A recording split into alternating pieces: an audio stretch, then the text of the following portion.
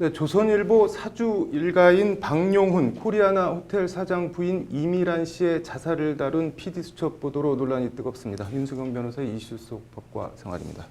변호사님, 어서 오세요. 이 사건 내용이 어떻게 되는 건가요? 네, 그 박용훈 조선일보 대주주 겸 네. 코리아나 호텔의 사장의 부인인 이미란 씨가 네. 2016년 9월 한강에서 투신 자살한 사건인데요. 네. 그 극단적인 선택을 하기 직전에 자신의 오빠에게 문자를 보냈는데요. 네. 그 내용이 뭐 너무 죄송해요. 어떻게 살아보려고 했는데 박용훈을 어떻게 이기겠어요. 네. 겁은 나는데 방법이 이것밖에 없어요. 라는 문자였다고 합니다. 네. 그래서 이 씨 오빠가 다급히 실종 신고를 했는데 발견 당시에 이미 사망한 상태였다고 하고요. 네. 가양대교 인근에서 발견된 그 변사체 인근에서 유서 7장이 발견됐다고 합니다. 유서요? 유서 내용은 어떻게 되나요?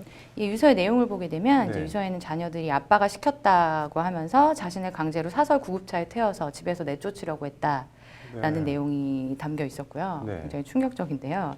또 이제 부부싸움 중에 네. 남편한테 얻어맞고 온갖 험한 욕을 듣고 무서웠다. 네. 그리고 4개월간 지하실에서 투명 인간처럼 살아 버텼지만 강제로 내쫓긴 날 무너지기 시작했다라고 쓰여 있었다고 합니다. 뭐 사설 구급차로 강제로 집에서 내쫓겼다는 게 이게 무슨 말인가요?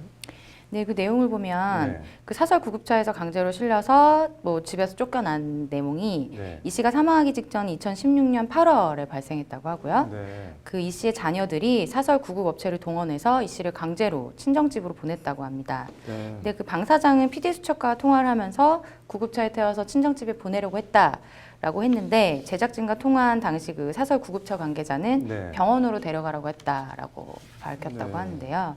이 과정에서 이제 이 씨가 강하게 저항을 하면서 상황을 녹취를 했는데 자녀들이 그 휴대전화를 빼앗아서 변기에 빠뜨렸다는 게 이제 PD수첩의 보도 내용이었습니다. 이게 뭐 법적으로는 어떻게 되나요?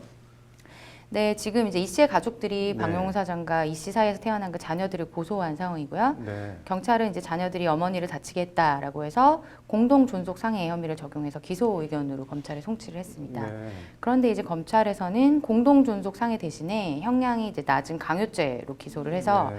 검찰 봐주기가 아니냐라는 논란이 일고 있고요. 네.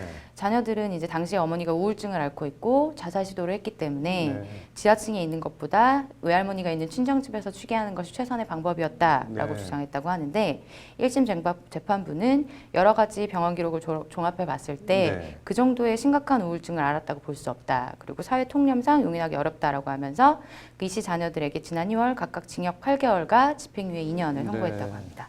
이게 뭐 어쨌든 자녀들이 엄마를 물리력을 행사해서 뭐 집에서 쫓아냈다는 건데 이게 네. 뭐 검찰이 강요죄만 적용한 거 이거 뭐 어떻게 보시나요?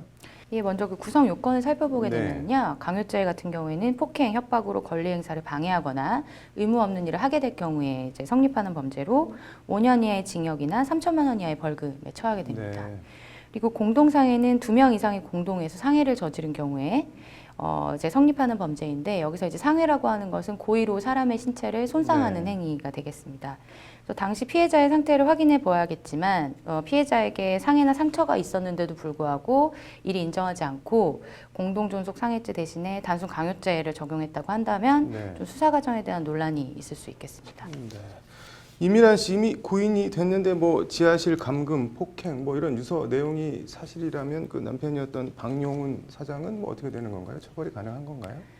이제 법조계에서도 뭐 처벌받을 가능성을 배제할 수 없다라고 보시는 분들이 있는데요. 네. 최근에 법원이 가정폭력과 관련해서 이제 피해자가 가해자의 처벌을 원하지 않는다는 처벌 불원의 의사표시를 하더라도 네. 징역형을 선고하는 경우가 늘고 있습니다. 네. 그래서 가정폭력이 가해자를 중심으로 이제 유죄를 따질 수가 있다라는 측면에서 처벌받을 수 있다라고 보는데 네. 근데 무엇보다도 먼저 이제 그 박용훈 사장의 혐의에 대한 증거가 입증이 돼야겠습니다. 네.